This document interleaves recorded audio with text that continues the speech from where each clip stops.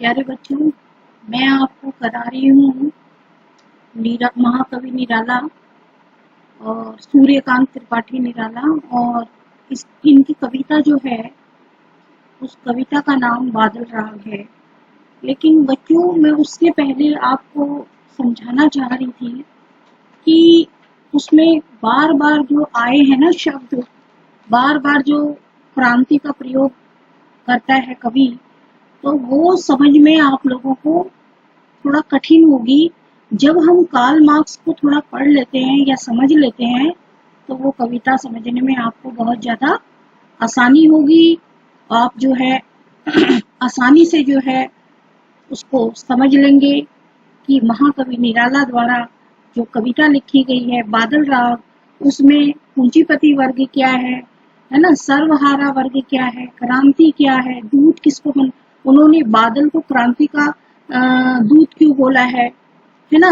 तो आपको ये समझ में आने लगेगी, इसलिए मैं सोच रही हूँ उसको थोड़ा सा आपको बता देते हैं। हालांकि ये जो है सिलेबस में नहीं है, परंतु जो कविता है जो महाकवि निराला ने, है ना, महाकवि निराला द्वारा आपके महाकवि निराला के द्वारा जो लिखी कविता है बादल राग, वो जो है आपके सिलेबस में लगी हुई है, पर वो थोड़ी कठिन कविता है। और जब तक आप इन शब्दों को पढ़ोगे नहीं, है ना, तो इन शब्दों का मीनिंग नहीं पता होगा, तो फिर आपको वो कविता जो है समझ में नहीं आएगी। मैंने उनका जीवन एवं व्यक्तित्व आपको बता दिया है ना।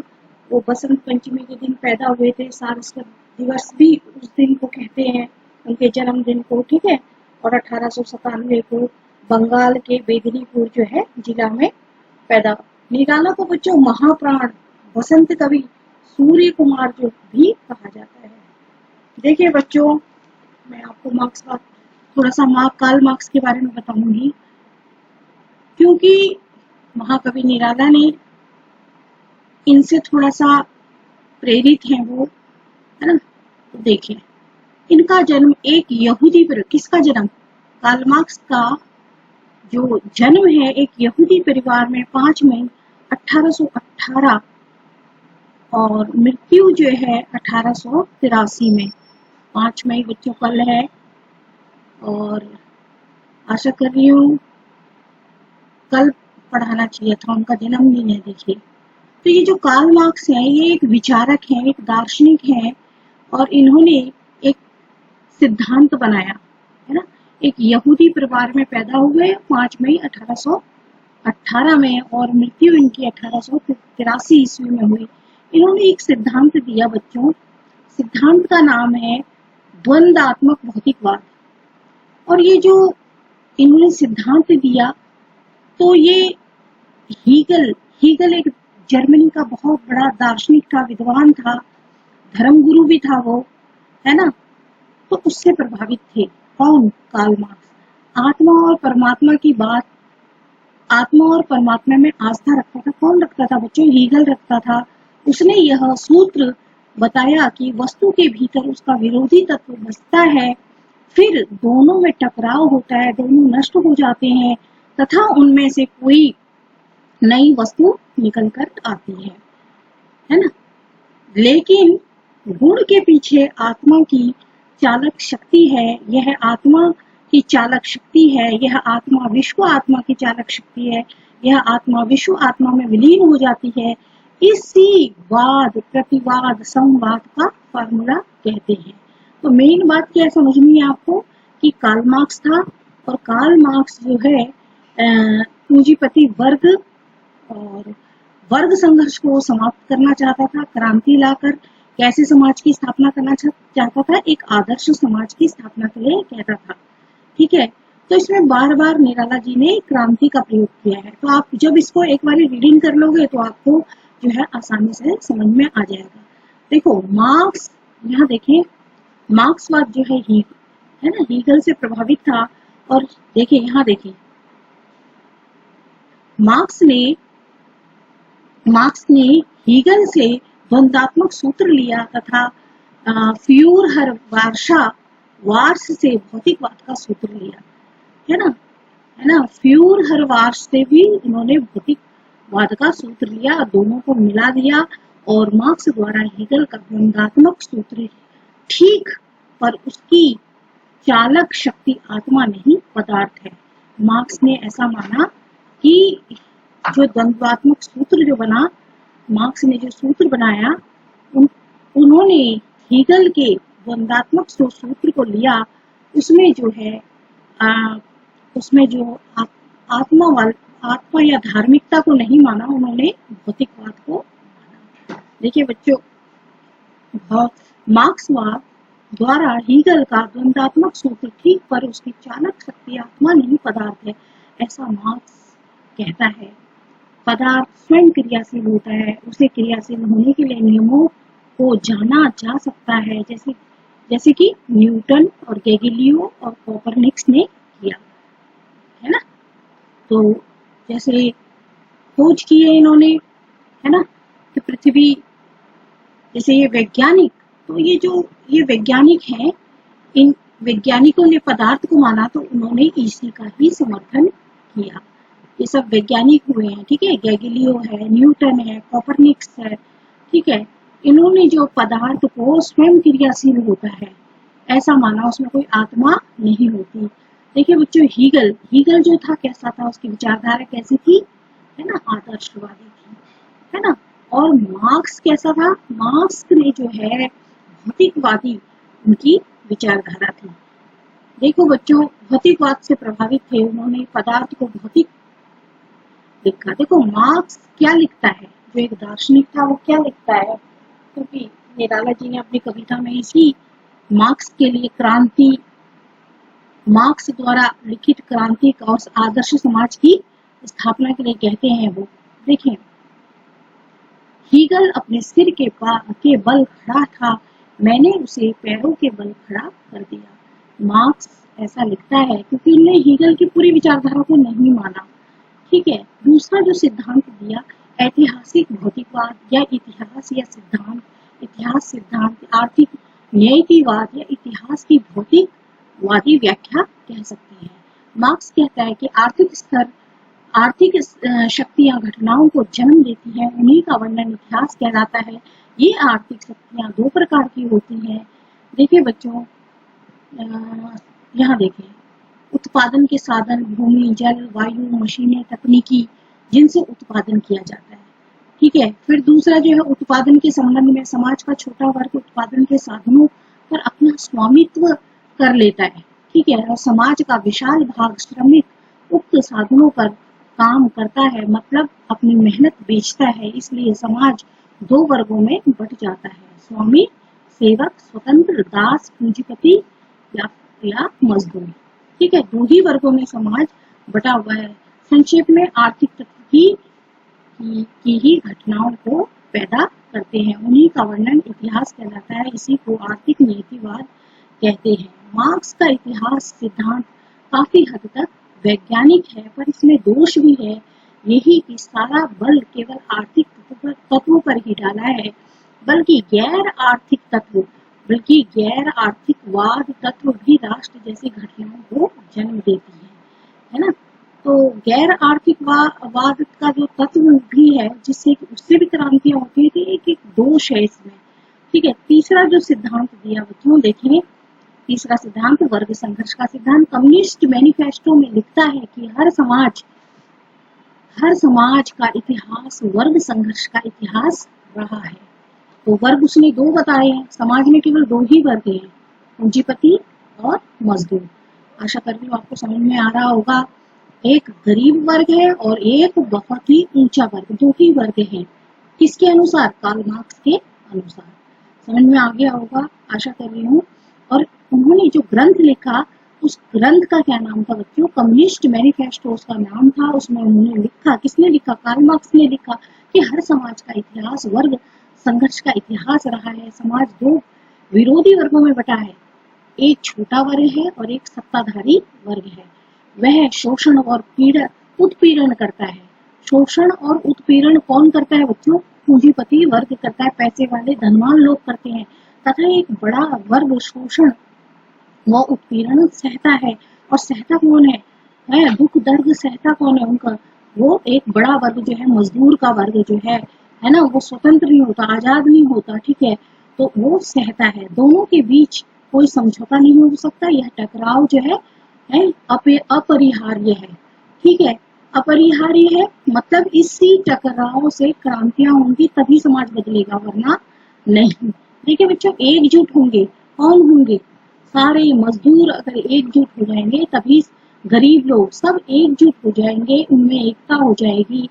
गरीब, दबे कुचले वर्ग, कमजोर वर्ग, है ना, सर्वहारा वर्ग, अगर वो एक साथ आपस में एकता हो जाए उनमें, ठीक है, जिनको एक वक्त का खाना नसीब नहीं होता, जो दबे कुचले हैं, ठीक है, जो कमजोर हैं, जो समाज की धारा से पिछड़ गए हैं, है ना, उनके लिए बोल रहा है कभी, है ना। तो उनको क्या संदेश दे रहा है? बोल, कभी नहीं, कार्ल मार्क्स बता रहे हैं कि एकजुट होने के लिए, अगर वो एकजुट होंगे, कार्ल मार्क्स कह रहा है, वो तो समाज बदलेगा। मार्क्स एवं एंजल्स ने 5 प्रकार के समाज बताए।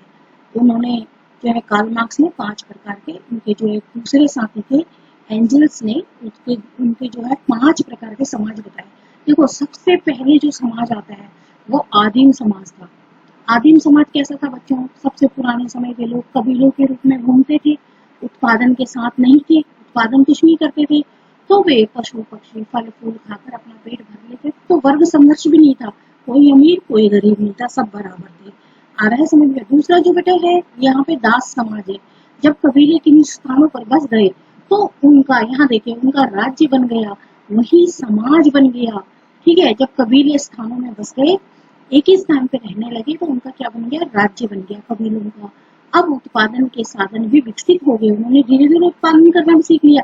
तभी स्वतंत्र लोगों ने, है ना, जो स्वतंत्र लोग थे, शक्तिशाली लोग थे, उन्होंने दासों का शोषण शुरू कर दिया। अब उन्होंने अपने काम करने के लिए नौकर रख लिए, दास रख लिए, और दोनों में टकराव हुआ, तो वर्ग युद्ध शुरू हो गया। अब जो है टकराव शुरू हो गया, गरीब और अमीर, शक्तिशाली और कमजोर के बीच में जो है वर्ग युद्ध शुरू हो गया। तीसरा देखो बेटो, सामंती समाज। सन 500 के बाद सामंतवाद आ गया, ठीक है, कृषि का विकास हुआ, तो कुछ लोगों ने भूमि पर कब्जा किया, ठीक है, और वे जमींदार बन गए, है ना, जमींदार या जहांगीर या नवाब, है ना, वो बन गए, जागीरदार बन गए। दूसरी दूसरी ओर किसानों का विशाल वर्ग पैदा हो गया, ठीक है, भूमिपतियों ने किसानों का शोषण किया, और फिर क्या हुआ बच्चों? फिर वर्ग संघर्ष चलने लगा, गरीब और अमीर में आपस में संघर्ष चलने लगा। और चौथा है पूंजीपति समाज। 1500 ईस्वी के करीब के बाद पूंजीपति समाज आया, धीरे धीरे ऐसे विकसित हुआ, नई नई मशीनें आ गई, बन गई, बड़े बड़े कारखाने बन गए, है ना, इन लोगों ने इन साधनों पर अधिपत्य था, उनका अधिकार बन गया, पूंजीपति या उद्योगपति बन गए, उनके पास बहुत सारा पैसा था, है। और वर्ग संघर्ष क्या हुआ? तेज हो गया। किस किस में तेज हो गया? गरीब, गरीब कौन? दबे कुचले लोग, है ना, जिनको, मजदूर लोग, किसान लोग, है ना, जिनको, जो समाज से पिछड़ गए हैं, है ना, जो केवल, जिनको की सुख सुविधाएं से वंचित हैं, जो, है ना, तो वर्ग संघर्ष क्या हुआ? आपस में तेज हो गया, मजदूरों का विशाल वर्ग पैदा हो गया, क्योंकि कारखाने, पूंजीपति लोगों को अपने कारखाने में काम करने के लिए क्या करना पड़ा? मजदूर भी बनाने पड़े। नगरों में मजदूर विशाल संख्या में एकत्रित हो गए। मार्क्स और एंजल्स ने, दो विचारक हुए ना, मार्क्स और एंजल ने यह समाज देखा, कहा पूंजीपति ने दरिद्रता व संकट के कगार पर श्रमिकों को पहुंचा दिया, है ना। तो पूंजीपति ने अपना फायदे के लिए, ठीक है, क्या करा? है, क्या करा? मजदूर को, श्रमिकों को, किसानों को, है ना, किसके, है, संकट के, दरिद्रता के कगार पर पहुंचा दिया। क्योंकि पूंजीपति वर्ग कैसा होता है? मजदूरों से ज्यादा काम लेता है, और उन्हें कम से कम पैसा देता है। उससे क्या होगा? लोगों में असंतुष्टता बन जाएगी, और क्रांति होगी, यह क्रांति खूनी क्रांति होगी, है ना, जिसमें सर्वहारा वर्ग विजयी होगा। सर्वहारा वर्ग, आम व्यक्ति, समझ में आ रहा होगा, गरीब व्यक्ति, ठीक है, दबा कुचला वर्ग है, जो पीड़ित वर्ग है ना, जिसकी समाज में कोई इज्जत नहीं है ना। तब मार्क्स क्या कहता है? तब जाके समाजवाद आया। कम्युनिस्ट मैनिफेस्टो में लिखा है कि पूंजीपति अपनी कब्र स्वयं खोदते हैं। ऐसा कौन लिख रहा है? ऐसा कार्ल मार्क्स लिख रहा है। विचार देखो, पांचवा देखो, समाजवादी समाज। समाजवादी समाज देखो, खूनी क्रांति के फलस्वरूप है नया समाज बनेगा। ठीक है, क्रांति होगी। क्रांति कौन करेगा? सारे के सारे मजदूर जब एकजुट हो जाएंगे, है ना, एकजुट हो जाएंगे और वो किसके खिलाफ संघर्ष करेंगे? है, अब वो करेंगे पूंजीपति वर्ग के लिए संघर्ष।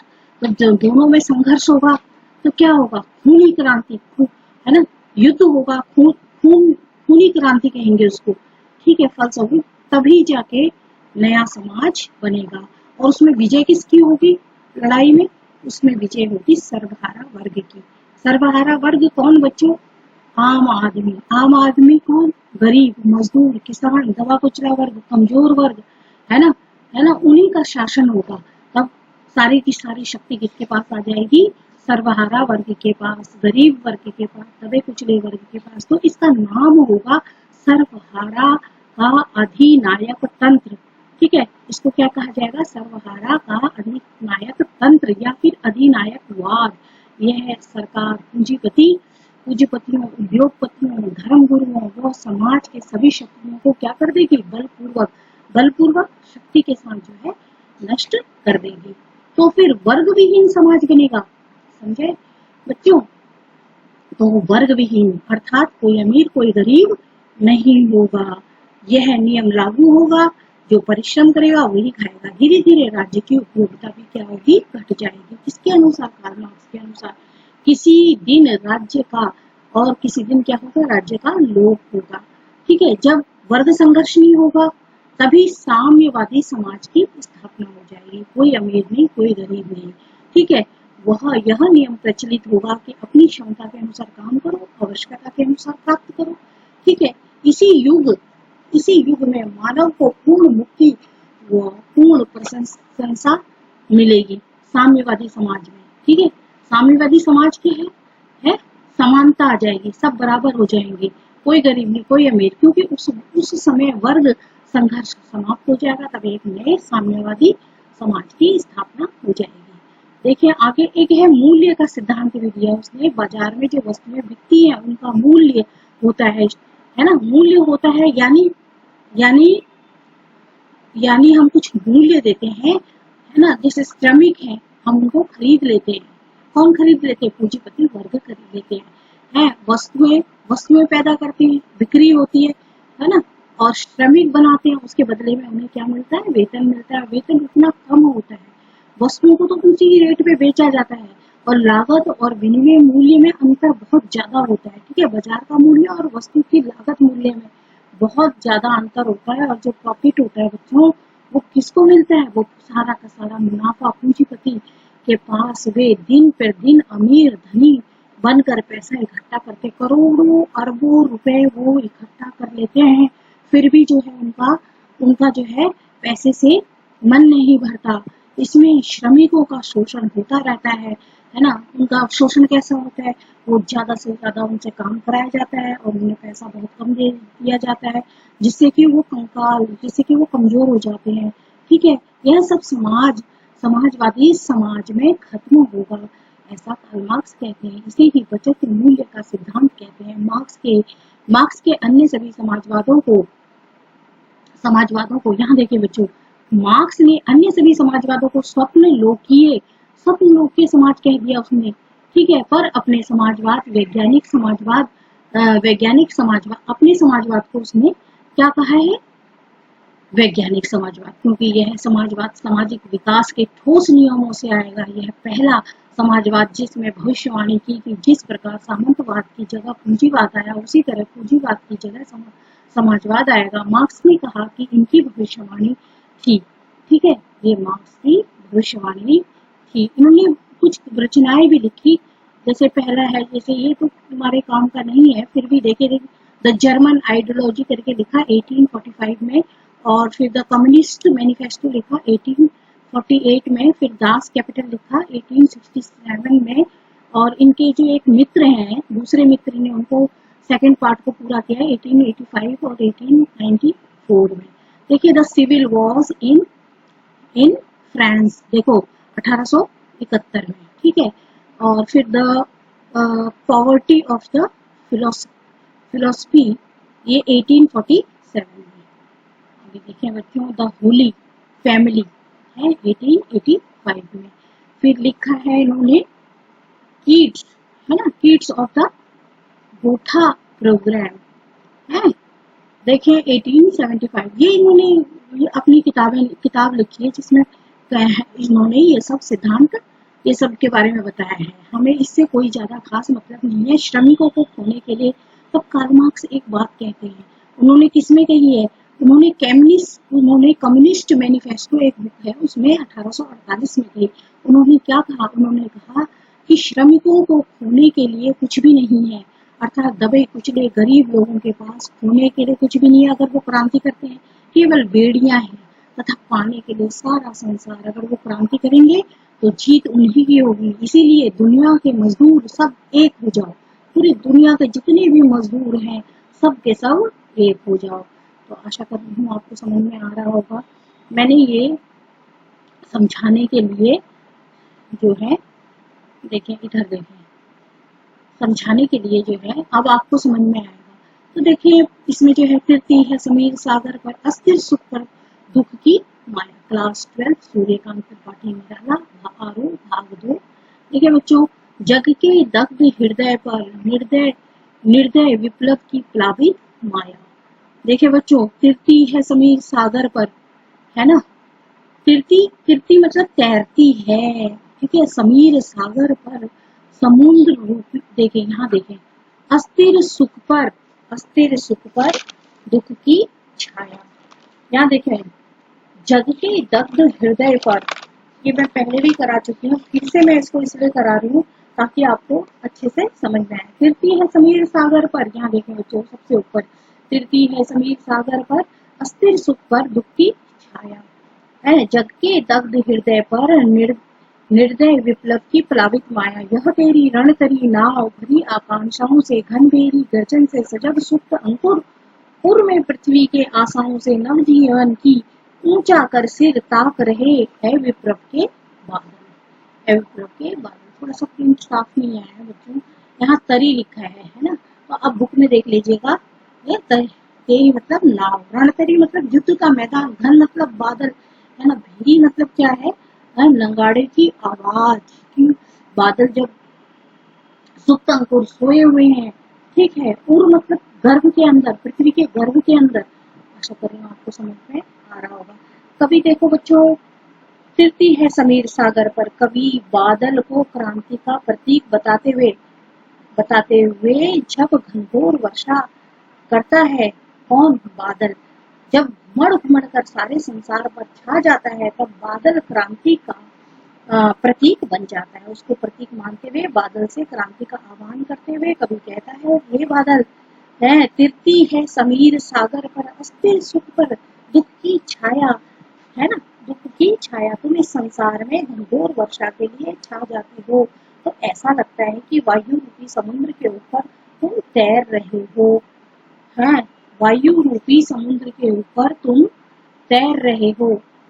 तो यहाँ देखें, तुम इस संसार में घनघोर वर्षा के लिए छा जाते हो, तो ऐसा लगता है वायु रूपी समुद्र के ऊपर तैर रहे हो। वायु रूपी समुद्र पर जब बादल तैरता है, अर्थात हवा ही बादल को इधर से उधर लेकर जाती है, वायु के माध्यम से बादल वर्षा करता है।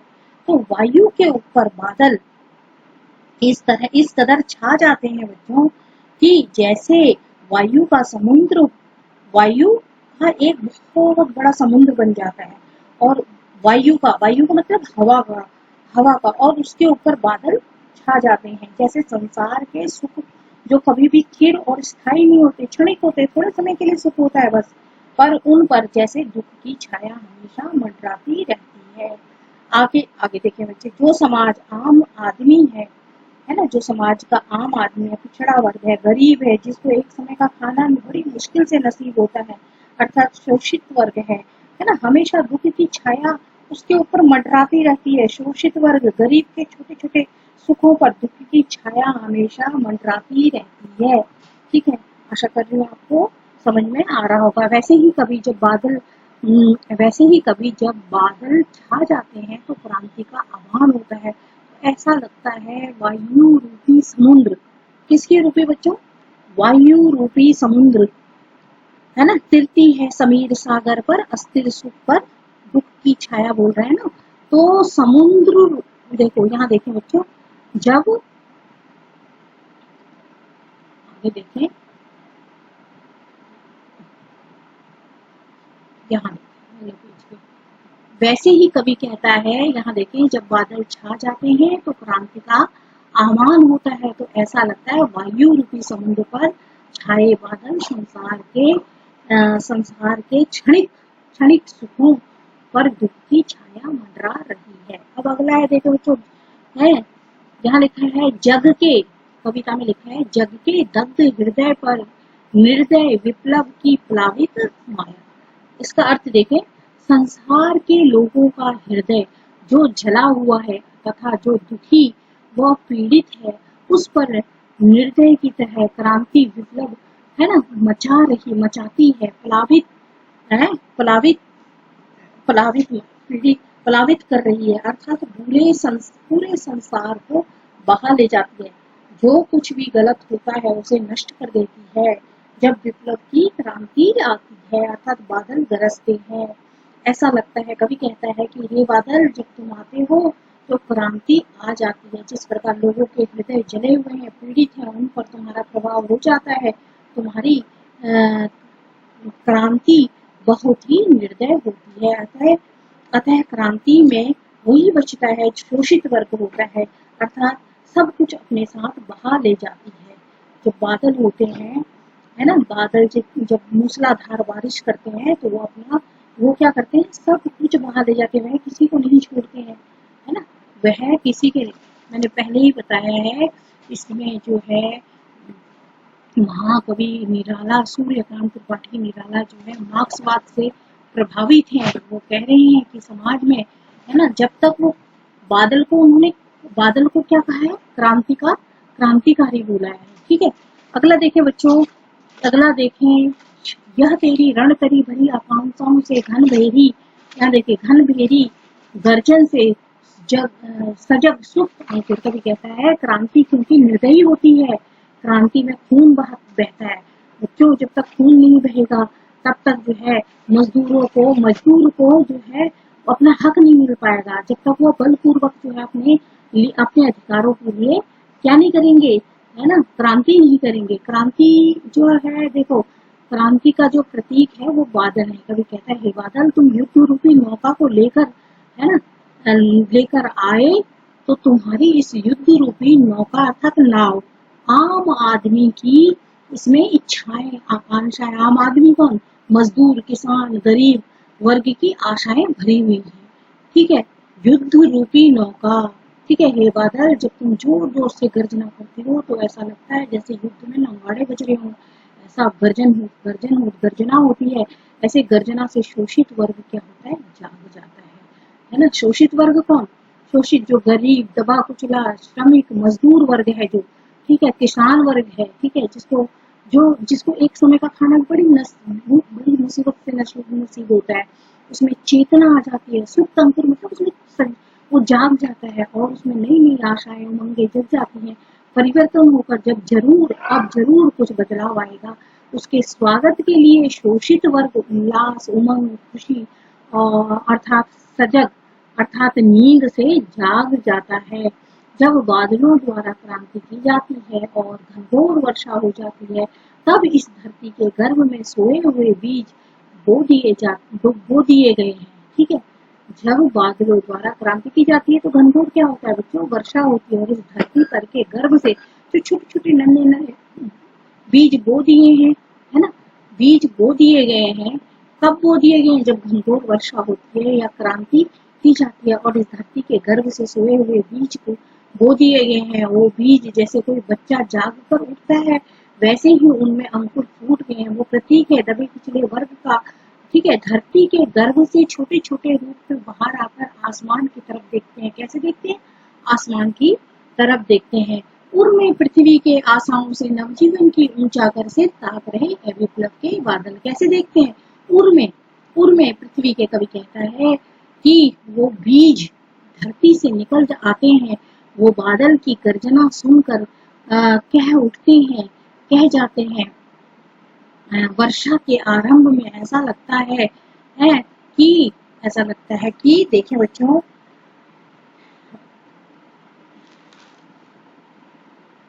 ये बादल यहाँ जब वो बीज, यहाँ देखें बच्चों, वो बीज धरती से निकलकर वो बादल की गर्जना सुनकर उठ जाते हैं वर्षा के आरंभ में। ऐसा लगता है वे वो छोटे छोटे अंकुर पृथ्वी के गर्भ से ऐसे देखते हैं जैसे उन्हें नया जीवन मिलेगा। वो सिर उठाकर करके ऊपर उठ पाएंगे, इस प्रकार वे ताक रहे हैं, अर्थात आशा भरी दृष्टि से देख रहे हैं। उर्मे पृथ्वी के आशाओं से नवजीवन की ऊंचा कर से ताक रहे ए विप्लव के बादल। ठीक है, ये बादल यहाँ पर इस प्रकार से परिवर्तन हो गया है। यहाँ कवि इन बादलों के माध्यम से संदेश दे रहा है कि शोषित वर्ग भी इसी प्रकार की आशा भरी दृष्टि से देख रहा है कि अब वह अपना सिर ऊंचा कर उठाकर चल पाएगा और उसका शोषण समाप्त हो जाएगा। पूंजीपति वर्ग द्वारा जो अन्याय किया है, सर्वहारा वर्ग है ना, सहता आया है, अब वो क्रांति करके समूल जड़ को जो है क्रांति के माध्यम से जो है विनाश हो जाएगा। किसका? पूंजीपति वर्ग का। अतः उनका जीवन फिर नए और नवीन का परिवर्तन से भरा हुआ होगा। शोषित वर्ग को समाज में बराबरी का हक मिल जाएगा और नया समाज, कैसा समाज? साम्यवादी समाज की स्थापना हो जाएगी। इस समाज में सब बराबर होंगे। अभी मैंने कार्ल मार्क्स का बताया था ना, तो उन्होंने इसमें जो है सब बराबर हो जाएंगे, सबको बराबर हक मिल जाएगा। विशेषता देखें, ये जो कविता है बच्चों, इसे पूरी की पूरी है ना वीर रस से ओत-प्रोत कविता है। इसमें ओज गुण है ना। भाषा इसकी जो है तत्सम पदभाव संस्कृत निष्ठ भाषा है। इसमें बहुत सारे शब्द हैं। बोली खड़ी बोली का प्रयोग हो गया है और छंद मुक्तक छंद है। देखिए देखो, समीर सागर मतलब वायु रूपी समुद्र। ठीक है, समीर सागर मतलब वायु रूपी समुद्र, रूपक अलंकार है। रणतरी युद्ध रूपी नौका, यहाँ भी रूपक अलंकार है। सुंदर सुंदर जो है कवि ने जो है वो कहते हैं सुंदर सुंदर उदाहरण दिए हैं, प्रतीक माने हैं। सजग शुक्ल अंकुर में अलंकार है बच्चों। आशा कर रही हूँ आपको अच्छे से समझ में आया होगा। मैंने अच्छे से समझाने का प्रयास किया इसमें, और मैं सोचती थी आपको क्रांति, पूंजीपति वर्ग, शोषित वर्ग है ना, सर्वहारा वर्ग है ना, ये चीजें जो है कार्ल मार्क्स ने ये सिद्धांत दिए हैं और उन्होंने एक आदर्श समाज की स्थापना के लिए जो है बोला है, इसमें कोई भी गरीब या अमीर नहीं होगा, है ना। और क्या कहते हैं, उन्होंने इसीलिए बोला कि सब मजदूर एक साथ हो जाएं और केवल है ना, उनके पास खोने के लिए तो कुछ भी नहीं है, इसीलिए दुनिया के सभी मजदूरों को एक हो जाओ। और जब तुम क्रांति करोगे तो तुम्हारे पास क्या होगा? तुम्हारे पास सब चीजें है ना, तुम जीत जाओगे, तुम हारोगे नहीं। आशा कर रही हूँ आपको ये जो मैंने कार्ल मार्क्स के बारे में थोड़ा सा बताया, और उसके बाद जो मैंने ये क्या कहते हैं सूर्यकांत त्रिपाठी निराला का बादल राग कविता जो है आपको पढ़ाई। अब आशा कर रही हूँ आपको अच्छे से समझ में आ रही होगी। और यदि आपको वीडियो समझ में आ रही है तो इसको लाइक और सब्सक्राइब करें। सरस्वती दत्त करके चैनल है ना। और अगर नेक्स्ट वीडियो चाहते हैं तो उसके लिए आपको जो है ये सरस्वती दत्त के चैनल को लाइक और सब्सक्राइब कीजिए। इसी के साथ मैं अपने शब्दों को विराम देती हूँ। धन्यवाद। जय हिंद, जय भारत।